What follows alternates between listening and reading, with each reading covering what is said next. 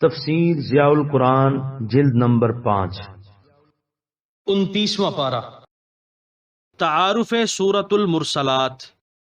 بسم اللہ الرحمن الرحیم۔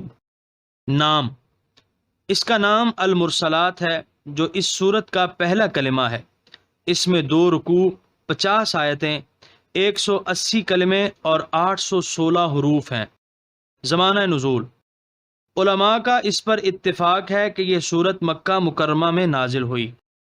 مضامین، متعدد چیزوں کی قسمیں کھا کر ارشاد فرمایا جا رہا ہے کہ قیامت ضرور برپا ہوگی، پھر قیامت برپا ہونے کے ہولناک منظر کو بیان کیا گیا ہے۔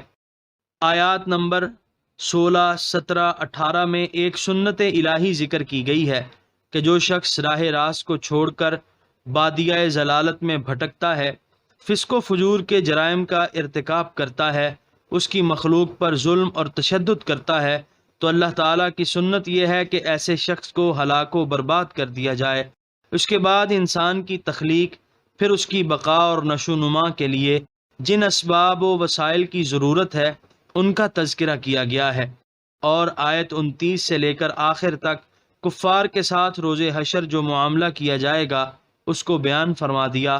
ساتھ ہی آیت نمبر 41 تا 44 میں متقین پر جو عنایات اور نوازشات کی جائیں گی وہ بتا دیں، تاکہ لوگ دونوں گروہوں میں سے جس گروہ میں شامل ہونا چاہیں سوچ سمجھ کر شامل ہوں۔